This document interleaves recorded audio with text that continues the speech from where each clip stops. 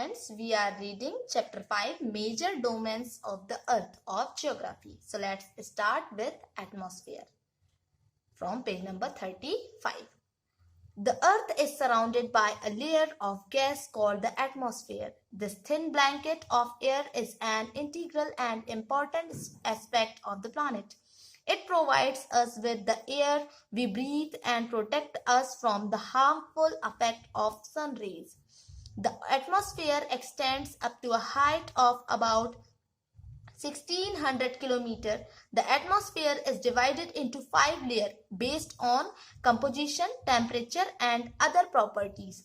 These layers starting from Earth's surface are called the troposphere, the stratosphere, the mesosphere, the thermosphere and the exosphere. Okay, the atmosphere is composed mainly of nitrogen and oxygen, which makes up about 99% of clean dry air, nitrogen 78%, oxygen 21% and other gases like carbon dioxide, argon and other comprise 1% by volume.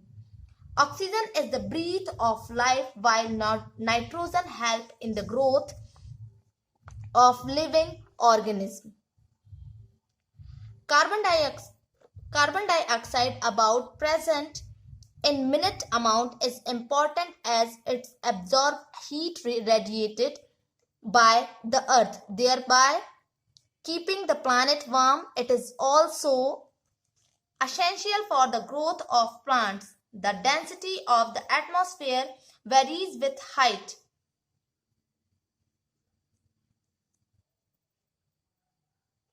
तो हमारी जो अर्थ है वो चारों ओर से gas की एक layer से घिरी हुई है जिसे एटमॉस्फेयर कहा जाता है. ठीक है, तो एयर की ये थिन लेयर इस प्लैनेट का एक इंपॉर्टेंट पार्ट है.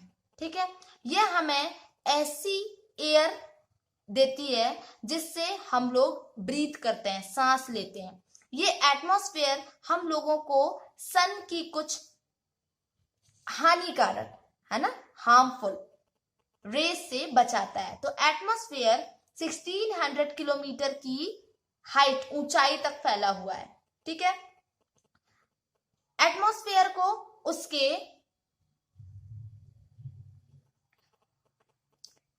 लेयर्स की है ना अकॉर्डिंग क्या किया गया है, डिवाइड किया गया है. ठीक है, layers, not only layers, temperature है ना, उनके अकॉर्डिंग उसको डिवाइड किया गया है, वो भी 5 पार्ट्स में.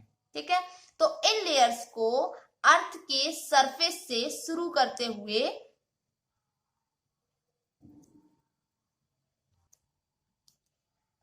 ट्रोपोस्फेयर, स्ट्रेटोस्फेयर, मेसोस्फेयर, थर्मोस्फेयर और एक्सोस्फेयर इन्हें कहा जाता है.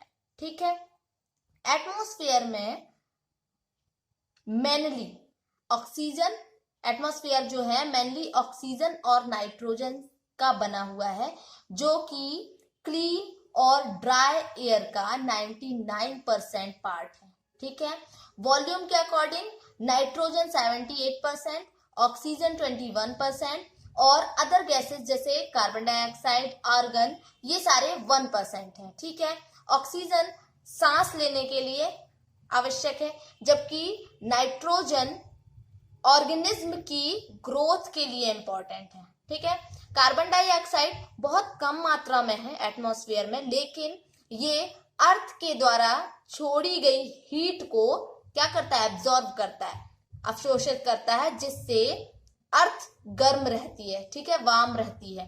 ये प्लांट्स की ग्रोथ के लिए भी बहुत आवश्यक है. ठीक है, तो हाइट के साथ एटमॉस्फेयर के घनत्व में भी डिफरेंस पाया जाता है. ठीक है, डेंसिटी है ना, उसमें भी डिफरेंस पाया जाता है. ये डेंसिटी सी लेवल, सी सरफेस कहा जाए, सी लेवल पर सबसे अधिक होता है, सबसे ज्यादा होता है. और जैसे जैसे हम ऊपर की ओर जाते हैं ये तेजी के साथ डिक्रीज होता जाता है. आप जानते हैं कि माउंटेन्स पर है ना, माउंटेन्स पर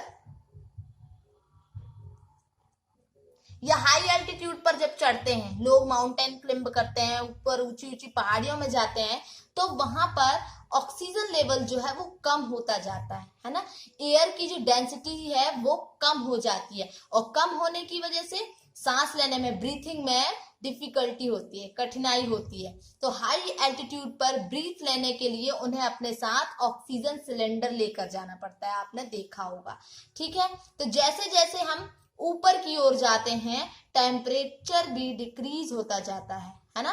एटमॉस्फेयर अर्थ पर प्रेशर डालता है, और ये एक प्लेस से दूसरे प्लेस पर अलग अलग होता है, डिफरेंट होता है। कुछ एरिया में हम ज्यादा प्रेशर महसूस होता है हमें, और कुछ एरियाज में कम प्रेशर महसूस होता है। ठीक है, तो एयर जो है हाई प्रेशर से लो प्रेशर की ओर फ्लो करती है, बहती है ना। और गतिशील वायु को, ठीक है, moving air is known as wind, है ना। मूविंग एयर को हम विंड के नाम से भी जानते हैं, और विंड भी कहा जाता है उसे। ठीक है, अब आता है बायोस्फीयर, जीव मंडल। देखें यहाँ एक पिक दी हुई है जिसमें एटमॉस्फेयर भी है, हाइड्रोस्फीयर, लिथोस्फीयर एंड ये हुआ सारा बायोस्फीयर। ठीक है, जीव मंडल, है ना। तो बायोस्फीयर जो है लैंड, है ना, वाटर एंड एयर के बीच का एक नैरो जोन है। ठीक है, जहां पर लाइफ पॉसिबल है। ये जो जोन होता है ये लाइफ का जोन होता है। ठीक है, जहां पर ये तीनों चीजें क्या होती हैं, प्रेजेंट होती हैं। ठीक, ये ऑर्गेनिज्म की बहुत सी, यहां ऑर्गेनिज्म की बहुत सारी प्रजातियां आपको मिलेंगी। ठीक है, इसीलिए इसे अर्थ को एक यूनिक प्लैनेट भी कहा जाता है ना। स्पेसीज मिलेंगी आपको यहाँ पर ऑर्गेनिज्म की बहुत सारी, जो कि छोटे छोटे टिनी होते हैं ना, साइज में जो छोटे माइक्रोब्स होते हैं, बैक्टीरिया से लेकर बड़े बड़े मैमल्स मींस स्तनधारी, है ना, बड़े बड़े मैमल्स के आकार के भी यहाँ पर ऑर्गेनिज्म पाए जाते हैं। ठीक है, ह्यूमन सहित सारे ऑर्गेनिज्म जिंदा रहने के लिए, जीवित रहने के लिए एक दूसरे से तथा बायोस्फीयर से ये लोग जुड़े हुए होते हैं। ठीक है, बायोस्फीयर के ऑर्गेनिज्म को मेनली 2 पार्ट में डिवाइड किया गया है। ठीक है, डिवाइड किया जा सकता है। तो अर्थ के ये तीनों, तो जो 2 पार्ट्स में डिवाइड किया गया है, एक तो है प्लांट किंगडम और दूसरा है एनिमल किंगडम। ठीक है, और अर्थ के ये तीनों डोमेन्स जो हैं, all 3 domains of the earth, ठीक है, आपस में, है ना, इंटरेक्ट होते हैं। ठीक है, earth interact with each other and affect each other in some way और द अदर। ठीक है, तो पृथ्वी के जो तीनों डोमेन्स हैं आपस में इंटरेक्ट करते हैं और एक दूसरे को किसी न किसी रूप से अफेक्ट करते हैं, प्रभावित करते हैं।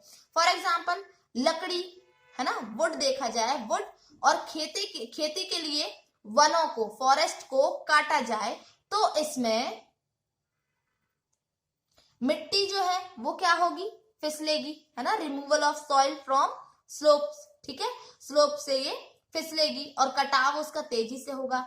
इसी प्रकार नेचुरल डिजास्टर जैसे भूकंप, अर्थक्वेक, है ना, से अर्थ के सरफेस में चेंज हो जाता है ना, परिवर्तन हो जाता है। हाल ही में सुनामी के कारण अंडमान और निकोबार आइलैंड का कुछ पार्ट वाटर में डूब गया था। ठीक है, लेक्स, रिवर्स में बहुत सारे पॉल्यूटेड थिंग्स जो होती हैं, है ना, उनके बहने से, ठीक है, नदियां गंदी हो जाती हैं, झील गंदी हो जाती है, और उन्हीं का यूज ह्यूमंस करते हैं, एनिमल्स करते हैं, है ना, तो फिर उनके साथ दिक्कत होती है। मतलब ये है कि पॉल्यूटेड वाटर कहा जाए, है ना, वो लोगों के यूज करने लायक नहीं रह जाता है। तो ये जो पानी है, ये जो वाटर है, दूसरे ऑर्गेनिज्म को भी नुकसान पहुंचाता है। ठीक है, फिर जो धुआं निकलता है है ना। इंडस्ट्री से, थर्मल पावर प्लांट से, व्हीकल से, इन सब से एयर पॉल्यूट होती है। ठीक है। कार्बन डाइऑक्साइड एयर का एक इंपॉर्टेंट कॉन्स्टिट्यूएंट है। ठीक है। लेकिन कार्बन डाइऑक्साइड की मात्रा में इंक्रीज, मतलब कार्बन डाइऑक्साइड बढ़ने के कारण अर्थ के टेम्परेचर में भी वृद्धि हो रही है, वो भी बढ़ रहा है। इससे, जिसे ग्लोबल वार्मिंग भी कहा जाता है। ठीक है। इसीलिए एटमॉस्फेयर, हाइड्रोस्फेयर, लिथोस्फेयर के बीच के नेचुरल बैलेंस को बनाए रखने के लिए अर्थ के जितने भी रिसोर्सेस हैं, है ना, उसकी लिमिटेड यूज की आवश्यकता है। उससे ज्यादा उसे यूज ना किया जाए, नहीं तो फिर क्या होगा, नेचुरल डिजास्टर होंगे और बहुत सारी चीजें हो सकती हैं। ठीक है। तो आज यहाँ ये लेसन कंप्लीट होता है। इसके आंसर्स आप लोग फाइंड करेंगे। ओके।